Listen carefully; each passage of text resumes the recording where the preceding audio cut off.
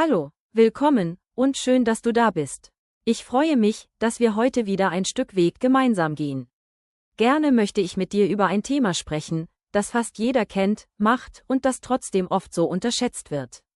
Es geht ums Tratschen, ums Klatschen, ums Lästern und ums Stänkern. Und ich lade dich ein, dich dabei einmal selbst zu beobachten, ohne Schuldgefühle, ohne Selbstverurteilung, einfach nur in einer liebevollen Haltung dir selbst gegenüber. Denn nur wenn wir uns selber mit Wärme anschauen, können wir auch etwas verändern. Vielleicht kennst du das. Du bist in einer Runde, und plötzlich geht es los. Jemand erzählt von jemand anderem, der im Moment gar nicht dabei ist. Manchmal sind es harmlose Dinge, aber oft wird es schnell negativ.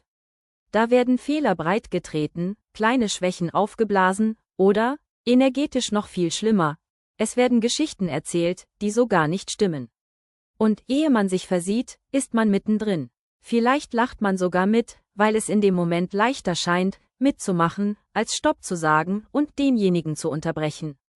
Tratsch ist wie ein unsichtbares Gift. Er zerstört Vertrauen, er trennt Menschen, er schafft Misstrauen und Unsicherheit. Er kann Wunden reißen, die lange bleiben. Und das Gemeine daran ist, er kommt nicht mit lauten Schritten daher, sondern schleicht sich leise ein. Vielleicht hast du es selbst sogar schon erlebt, Ziel von Lästereien zu sein. Vielleicht hast du nachträglich mitbekommen, dass über dich gesprochen wurde. Es macht dich klein, es kann dich verunsichern, selbst wenn du stark bist. Und es nagt an dir, weil du dich nicht verteidigen kannst.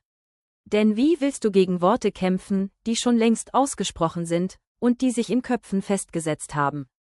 Warum tun Menschen das? Es gibt zwei Hauptgründe, die immer wieder auftauchen. Zum einen ist es die Gewohnheit. Viele sind so aufgewachsen, dass Tratschen schon im Elternhaus zum Alltag dazu gehört hat. In manchen Familien wird mehr über andere gesprochen als mit ihnen. Es wird über die Freunde, Nachbarn und innerhalb der Familien oft auch schlecht geredet. Das geht von Generation zu Generation weiter, wie eine unsichtbare Kultur. Man macht es einfach, ohne es zu hinterfragen. Und ehe man es merkt, ist es zur Gewohnheit geworden. Der zweite Grund ist Unsicherheit. Wenn jemand über andere schlecht spricht, dann versucht er oder sie oft, sich selbst größer zu machen. Indem man andere klein redet, hofft man, besser dazustehen. Man weiß ja auch etwas, kann etwas über jemanden berichten, macht sich selbst wichtig.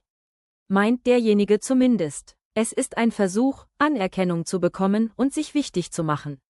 Das funktioniert aber nur auf den ersten Blick, denn im Inneren fühlt sich der Mensch dadurch nicht wirklich stärker. Im Gegenteil, er bleibt abhängig davon, andere herabzusetzen. Aber jetzt kommt der wichtige Teil. Du kannst dich davon lösen. Du kannst aus diesem Kreislauf aussteigen. Und nein, das muss nicht schwer sein. Es braucht nur Bewusstsein und die Entscheidung, es anders machen zu wollen. Der erste Schritt ist Beobachtung. Höre dir selbst einmal zu. Welche Worte verlassen deinen Mund, wenn du über andere sprichst? Sind es positive, aufbauende Worte, oder sind sie kritisch, abwertend, vielleicht sogar spöttisch? Allein das Wahrnehmen macht einen großen Unterschied. Der zweite Schritt ist, innezuhalten. Du kannst dich mitten in einem Gespräch selbst stoppen. Stell dir vor, die Worte sitzen schon auf deiner Zunge, und du spürst, dass sie verletzend sein könnten. Dann atmest du tief ein und sagst dir innerlich, halt, ich muss das nicht aussprechen. Und stattdessen kannst du das Thema wechseln. Frag nach etwas anderem, bring Humor ins Spiel, erzähle etwas Schönes. Du wirst merken, es funktioniert. Der dritte Schritt ist Ablenkung. Gerade wenn du in Gruppen bist, wo viel gelästert wird, hilft es, bewusst andere Themen einzubringen.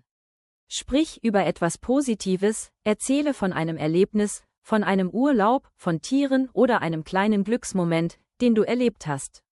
Menschen folgen gerne dem, der die Richtung vorgibt.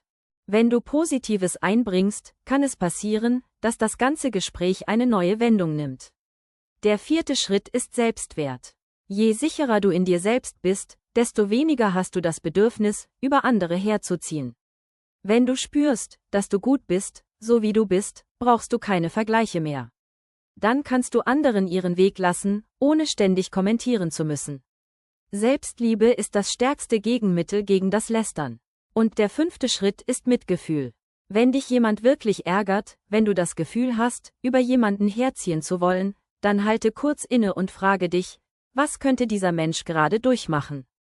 Jeder trägt seine Last, jeder kämpft mit etwas. Wenn du das so betrachtest, wird dein Herz weicher, und du hast weniger Lust, schlecht über ihn zu sprechen. Natürlich, das klingt jetzt alles leicht. Aber seien wir ehrlich, manchmal ist es schwer. Gerade wenn man mit Menschen zusammen ist, die Tratschen fast als Sport betreiben. Da ist es eine Kunst, nicht mitzumachen. Aber es lohnt sich. Du wirst merken, dass du dich freier fühlst, wenn du nicht mehr Teil dieses hässlichen Kreislaufs bist. Dein Herz wird leichter, deine Gedanken werden klarer und deine Beziehungen ehrlicher. Manchmal kannst du auch humorvoll reagieren. Wenn jemand dir ins Ohr flüstert, hast du schon gehört, was mit der oder dem passiert ist? Dann kannst du schmunzeln und sagen, nein, aber erzähl mir lieber, was bei dir los ist. Damit lenkst du den Fokus weg vom Tratsch und zurück zum Menschen, der gerade vor dir sitzt. Lass uns noch kurz über die Energie dahinter sprechen. Worte sind Energie. Jede Silbe trägt Schwingung. Wenn du schlecht über jemanden redest, dann sendest du dunkle Energie in die Welt. Und diese Energie kommt zurück. Wenn du aber wohlwollend sprichst, schenkst du Licht. Und dieses Licht kehrt ebenfalls zu dir zurück. Du entscheidest also jeden Tag aufs Neue, was du über andere in Umlauf bringst. Übrigens, wenn über einen Menschen getratscht oder gelästert wird, dann erreicht diese negative Energie ihn trotzdem, auch wenn er nicht dabei ist. Worte sind Schwingungen und Frequenzen, und diese Schwingungen finden ihren Weg. Derjenige spürt es, auch wenn er die Worte selbst nie gehört hat. Vielleicht spürt er oder sie es als plötzliche Unruhe, als Schwere, oder als ein Gefühl, das er gar nicht einordnen kann. Damit schadest du nicht nur dem anderen, sondern auch dir selbst, denn du badest in derselben negativen Energie, die du aussendest. Und je mehr dir das bewusst ist, desto leichter fällt es dir, dich für liebevolle Worte und eine friedliche Haltung zu entscheiden. Es ist nie zu spät, umzuschalten.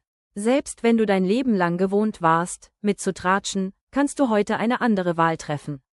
Sag dir, ich rede nicht mehr schlecht über Menschen. Und wenn mich etwas stört, dann spreche ich es direkt an.